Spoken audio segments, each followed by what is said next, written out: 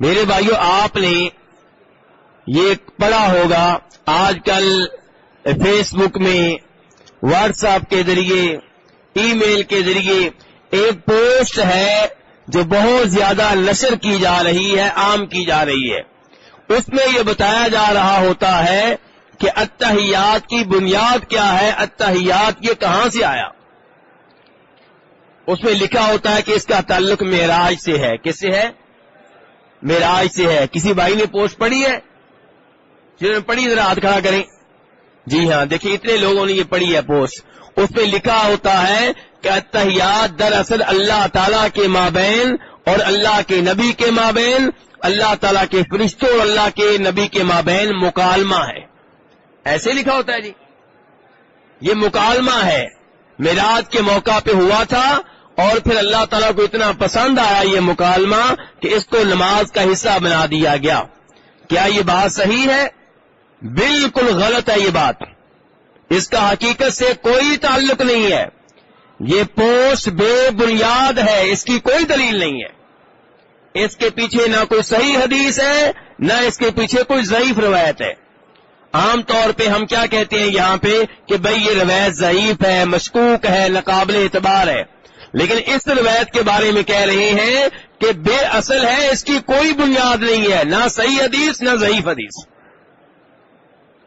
تو التحیات کا معراج کے واقعے سے کوئی تعلق نہیں ہے۔ یہ دعویٰ کہ یہ مکالمہ ہوا تھا اللہ کے مابین اور اللہ کے نبی کے مابین صلی اللہ علیہ وسلم، یہ مکالمہ ہوا تھا اللہ کے فرشتوں اور اللہ کے نبی کے مابین، یہ بالکل غلط بات ہے۔ اور ایسی کتنی ہی بے اصل باتیں ہیں جو ہمارے معاشرے میں عام کر دی جاتی ہیں۔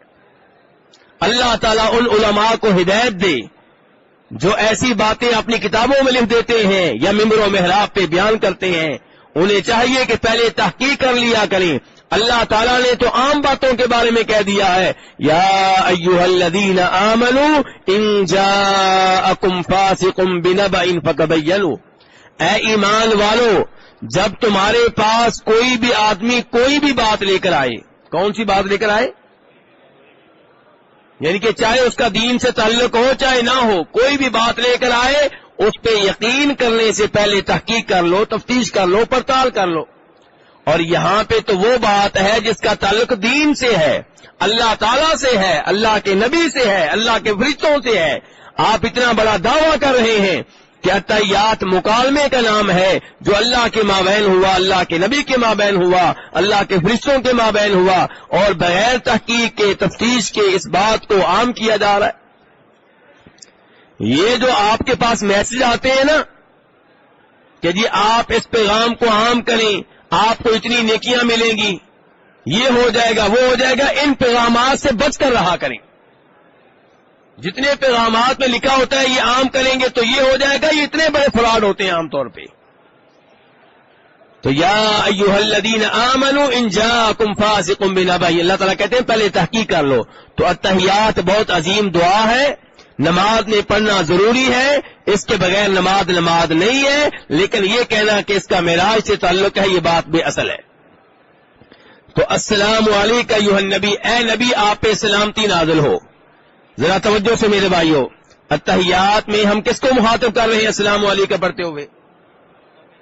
نبی کریم صلی اللہ علیہ وسلم کو مخاطب کر کے کہہ رہے ہیں کہ اے نبی آپ پہ سلامتی نازل ہو، اللہ کی رحمتیں نازل ہوں، اللہ کی برکتیں نازل ہوں۔ ایک تو مجھے یہ بتائیے کہ یہ دعا کس کے لیے ہو رہی ہے؟ نبی علیہ الصلوۃ والسلام کے لیے ہو رہی ہے۔ جن کے لیے دعا کی جاتی ہو کیا انہیں پکارنا جائز ہے؟ جن کے بارے میں اللہ نے یہ سکھایا ہو، جن کے بارے میں خود انہوں نے سکھایا ہو کہ میرے لیے تحیات میں دعا کرو، انہی کو پکارنا شروع کر دینا، ان سے مانگنا شروع کر دینا، کیا میرے بھائیوں یہ عقل میں آتا ہے؟ التحیات میں ہم آپ کے لیے دعا کرتے ہیں کہ اے نبی آپ پہ سلامتی نازل ہو، کون نازل کرے گا؟ اللہ۔ آپ پہ رحمتیں نازل ہو، کون نازل کرے گا؟ آپ پہ برکتیں نازل ہو، کون نازل کرے گا؟ اللہ۔ آپ کے لیے دعا کی جاتی ہے، آپ سے دعا نہیں کی جاتی۔ آپ کے لیے دعا کرنی ہے، آپ سے مانگنا نہیں ہے۔ شفاعت کے نام پہ بھی آج آپ کی قبر کے پاس آ کے آپ کو پکارنا، آپ سے دعا کرنا غلط ہے.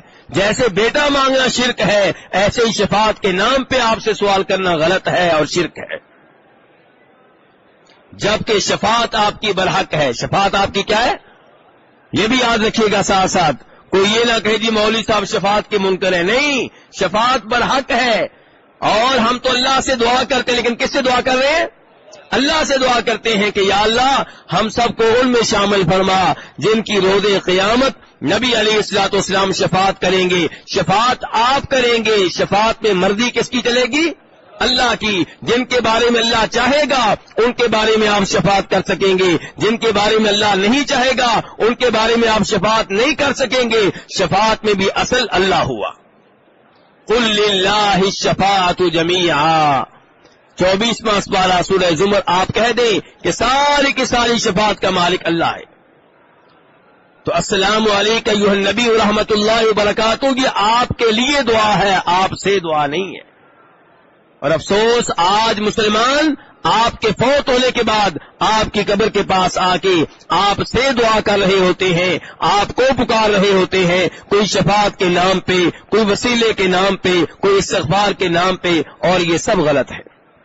اب یہاں پہ سوال یہ پیدا ہوگا کہ کیا نبی علیہ الصلوۃ والسلام سنتے ہیں یا نہیں سنتے؟ اگر نہیں سنتے تو ہم آپ کو مخاطب کر کے سلام کیوں پڑھتے ہیں؟ ہم ایسا کیوں کہتے ہیں کہ اے نبی آپ پہ سلامتی نازل ہو؟ سوال پیدا ہوتا ہے میرے بھائیوں، سوال تو پیدا ہو رہا ہے. آئیے ذرا صحابہ کرام کے پاس چلتے ہیں. صحابہ کرام سے بہتر عقیدہ کس کا ہوگا؟ ویسے بھی ہمارے دوست کہتے ہیں تم بزرگوں کو نہیں مانتے. ہم تو بزرگوں کو مانتے ہیں. انبیاء کرام علیہم الصلوۃ والسلام کے بعد سب سے بڑے بزرگ کون ہیں؟ صحابہ کرام. آئیے صحابہ کرام سے عقیدہ لیتے ہیں، بزرگوں سے عقیدہ لیتے ہیں. آپ لوگ آج کے بزرگوں کی بات کرتے ہیں، ہم پرانے بزرگوں کے پاس چلتے ہیں جنہوں نے بزرگی کا اعزاز نبی علیہ الصلوۃ والسلام کے پاس بیٹھ کر حاصل کیا. عبداللہ ابن مسعود کہتے ہیں رضی اللہ تعالی عنہ، بخاری شریف کی روایت ہے، کہتے ہیں کہ جب نبی علیہ الصلوۃ والسلام موجود تھے، عبداللہ ابن مسعود کیا کہہ رہے ہیں؟ جب نبی علیہ السلام ہمارے درمیان موجود تھے. کیا کہہ رہے ہیں؟ ہمارے درمیان موجود تھے. تب ہم کہا کرتے تھے السلام علیکم ایھا النبی، اور جب آپ فوت ہو گئے پھر ہم کہنے لگے السلام علی النبی. یہ کن کا عقیدہ بیان کر رہا ہوں؟ صحابہ کرام کا. اور عبداللہ بن مسعود کیا کہہ رہے ہیں؟ جب آپ موجود تھے. اس کا مطلب یہ ہے کہ ایک وقت آیا کہ آپ موجود نہیں تھے، اور لوگ کہتے ہیں یہ آپ حاضر ناظر ہیں. اور صحابہ کرام سے تو عقیدہ لے لو. صحابہ کرام کہہ رہے ہیں جب آپ موجود تھے ہم کہا کرتے تھے السلام علیکم ایھا النبی، اے نبی آپ پہ سلامتی نازل ہو، یعنی کہ آپ کو مخاطب کر کے سلام پڑھتے تھے. فلما قبض، جب آپ فوت ہو گئے، قلنا السلام علی النبی، پھر ہم نے کہنا شروع کر دیا کہ نبی علیہ الصلوۃ والسلام پہ سلام ہو.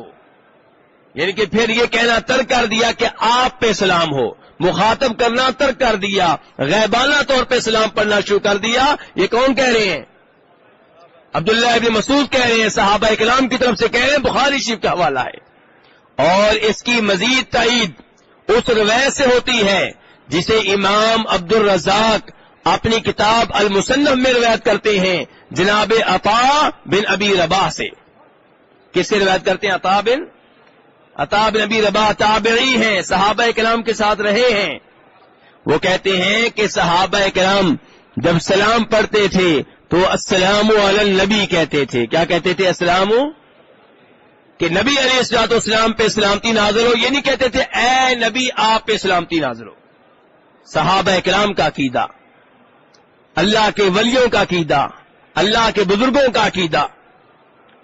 تو میرے بھائیو اس سے آپ اندازہ کر سکتے ہیں کہ نبی علیہ الصلوۃ والسلام پہ سلام پڑھا جائے تو آپ سنتے ہیں کہ نہیں سنتے؟ آئیے قرآن پاک بھی سن لیجیے. اللہ تعالیٰ فرماتے ہیں قرآن پاک میں وما انت بمسمع من فی القبور، کہ جو بھی قبروں میں ہے. کون قبروں میں ہے؟ اللہ نے لفظ کیا بولا؟ من کا. من کے لفظ میں نبی بھی آ گئے، شہداء بھی آ گئے، اولیاء بھی آ گئے، صالحین بھی آ گئے، مسلمان بھی آ گئے، کافر بھی آ گئے، مرد بھی اس میں داخل ہیں، عورتیں بھی اس میں داخل ہیں، بچے بھی اس میں داخل ہیں۔ اللہ کہہ رہے ہیں جو بھی قبروں میں جا چکے انہیں آپ اپنی آواز نہیں سنا سکتے۔ کن کو آواز نہیں سنا سکتے؟ جو قبروں میں جا چکے۔ اللہ نے کہا جو بھی، اور ایک اور جگہ پہ فرمایا انک لا تسمع الموتى، کہ جو فوت شدگان ہیں انہیں آپ اپنی آواز، بولیے میرے بھائی، جو فوت شدگان ہیں انہیں آپ اپنی آواز نہیں سنا سکتے۔ تو اللہ تعالیٰ نے عام فرمایا ہے کہ جو قبروں میں جا چکے اور جو فوت شدگان ہیں انہیں آپ اپنی آواز نہیں سنا سکتے۔ یہ قرآن کا عقیدہ ہے، اس کے مقابلے میں من گھڑت روایات بیان کرنا یہ مسلمان کے لیے مناسب نہیں ہے۔ قرآن کا عقیدہ شک و شبہ سے بالا تر، قرآن کا عقیدہ آپ کے گھر میں موجود ہے، یہ وہ کتاب ہے جس کی آپ صبح و شام تلاوت کرتے ہیں، یہ اللہ کا کلام ہے جس میں اللہ نے بتا دیا ہے کہ جو بھی قبروں میں ہیں انہیں آپ اپنی آواز نہیں سنا سکتے۔ تو پھر ہمارا سلام کیسے پہنچتا ہے آپ تک؟ فرشتوں کے ذریعے۔ کن کے ذریعے؟ بولیے میرے بھائی، کن کے ذریعے؟ کیونکہ نسائی شریف کی حدیث ہے، نبی علیہ الصلوۃ والسلام فرماتے ہیں ان للہ ملائکۃ سیاحین فی الارض یبلغونی من امتی السلام، اللہ کے فرشتے ہیں زمین میں گھوم پھر رہے ہیں، وہ مجھے میری امت کی طرف سے سلام پہنچاتے ہیں۔ کون سلام پہنچاتے ہیں؟ اللہ اکبر، کتنی بڑی شان ہے میرے نبی کی، کتنا بڑا مقام ہے میرے نبی کا کہ آپ پہ جب سلام پڑھا جائے اللہ نے فرشتوں کی ڈیوٹیاں لگا رکھی ہیں، پوری دنیا میں گھوم رہے ہیں۔ کس کس ملک میں جاتے ہیں جی؟ اللہ، ہر ملک میں، اور ہر ملک کے کتنے شہر ہوتے ہیں؟ اور پاکستان کے کتنے شہر ہیں؟ اور کتنے محلے ہیں؟ اللہ اکبر، میرے نبی کی شان اللہ نے کتنی بلند رکھی ہے کہ آپ پہ سلام پہنچانے کے لیے فرشتے پوری دنیا میں گھوم رہے ہیں۔ جو ہی آپ پہ کوئی سلام پڑتا ہے فرشتے یہ سلام آپ تک پہنچا دیتے ہیں۔ درود کی باری آتی ہے تو ابو داؤد شریف کی حدیث ہے، آپ فرماتے ہیں وَلَا تَجْعَلُوا قَبْرِي عِيدًا، کہ لوگوں میری قبر کو عید نہ بنانا، میلہ نہ بنانا، عیدہ بار بار آنے کی جگہ، ہر ہفتے جانا، ہر نماز کے بعد آپ کی قبر پہ جانا نہیں، فرمایا میری قبر کو عید نہ بناؤ۔ سوال پیدا ہوا پھر درود کا کیا کریں؟ فرمایا وَصَلُّوا عَلَيَّ، درود پڑھتے رہو، فَإِنَّ صَلَاتَكُمْ تَبْلُغُنِي حَيْثُ كُنتُمْ، جہاں سے بھی درود پڑھو گے مجھ تک پہنچ جائے گا، جہاں سے بھی درود پڑھو گے مجھ تک پہنچ جائے گا۔ میرے بھائیو، یہ ہے عقیدہ، قرآن و حدیث کا عقیدہ۔ تو السلام علیکہ ایھا النبی، درود اتحیات میں ہم وہی الفاظ پڑھ رہے ہیں جو نبی علیہ الصلوۃ والسلام نے سکھائے تھے، لیکن ہمارا عقیدہ یہ ہے کہ ہمارا یہ سلام کن کے ذریعے پہنچ رہا ہے؟ کن کے ذریعے پہنچ رہا ہے؟ فرشتوں کے ذریعے۔ تو اللہ نے سلام پہنچانے کی ڈیوٹی کن کی لگائی ہے؟ فرشتوں کی لگائی ہے۔ لوگ کہتے ہیں حاجی صاحب آپ مدینے میں ہیں، میرا سلام پڑھ دینا، فون آ رہے ہیں نا؟ اور فون آ رہے ہیں کہ نہیں آ رہے؟ تو آپ کا جواب کیا ہوگا؟ آپ کا جواب یہ ہوگا کہ اللہ نے یہ ڈیوٹی میری نہیں لگائی۔ کن کی لگائی ہے؟ اللہ نے فرشتوں کی لگائی ہے جو اندر جا سکتے ہیں، جو اندر، انہیں بتائیے کہ میں تو خود نہیں جا سکا، ابھی تک آپ کی قبر نہیں دیکھ سکا، دیکھ لی کسی نے آپ میں سے؟ آپ بتائیں کہ ہمارا سلام بھی فرشتے لے کر گئے ہیں۔ ہمارا سلام بھی کون لے کر گئے ہیں؟ فرشتے، ہم تو نہیں وہاں پہنچ سکے۔ تو آپ کا کام ہے سلام پڑھنا، پہنچانا کن کی ڈیوٹی ہے؟ فرشتوں کی، جو اندر جا سکتے ہیں، اندر پہنچ سکتے ہیں، جن کے سامنے یہ دیواریں رکاوٹ نہیں ہیں، یہ دروازے رکاوٹ نہیں ہیں۔ تو السلام علیکم ایھا النبی ورحمۃ اللہ وبرکاتہ۔ تو اب ہم نے نبی علیہ السلام کی قبر پہ پہنچ کے آپ کے لیے دعا کرنی ہے کہ آپ سے دعا کرنی ہے؟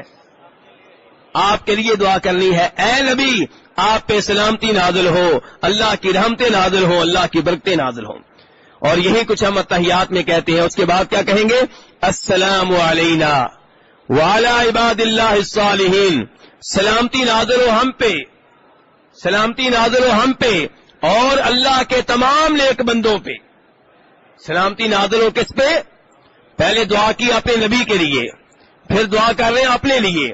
اب دیکھیے یہاں پہ اللہ نے یہ نہیں سکھایا کہ نبی سے دعائیں کرو. اللہ نے کہا پہلے اپنے نبی کے لیے دعا کرو پھر اپنے لیے دعا کرو کہ السلام علینا ہمارے اوپر سلامتی نازل ہو. کون نازل کرے گا؟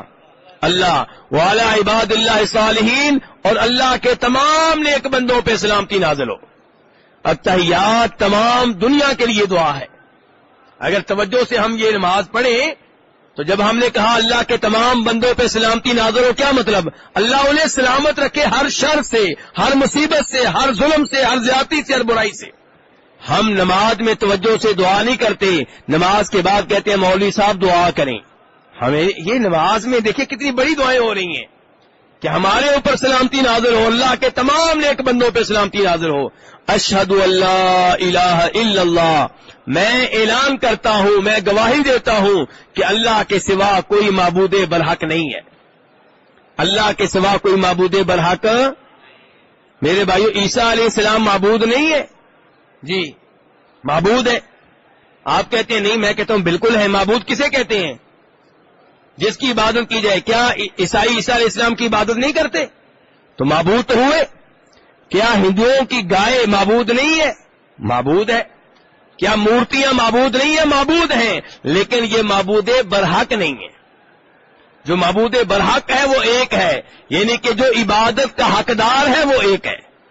عیسیٰ علیہ السلام کی عبادت ہوتی ہے لیکن وہ عبادت کے حقدار نہیں ہے. مورتیوں کی عبادت ہوتی ہے لیکن مورتیاں عبادت کی حقدار نہیں ہیں. گائے کی عبادت ہوتی ہے لیکن گائے عبادت کی حقدار نہیں ہے. تو معبود برحق ایک ہے. اشہد اللہ الہ الا اللہ، میں گواہی دیتا ہوں کہ اللہ کے سوا کوئی معبود برحق نہیں. اب میرے بھائیو آپ نے گواہی دے دی کہ اللہ کے سوا کوئی معبود برحق نہیں، اور نماز کے بعد کیا کہنا ہے؟ اے اللہ کے رسول میرا بیٹا بیمار ہے، اس کے لیے شفا لے کر دیں اللہ تعالیٰ سے. تو کیا یہ نبی علیہ السلام کو پکار نہیں رہے؟ کیا اس انداز سے دعا کرنا عبادت نہیں ہے؟ یہ تو عبادت ہو گئی.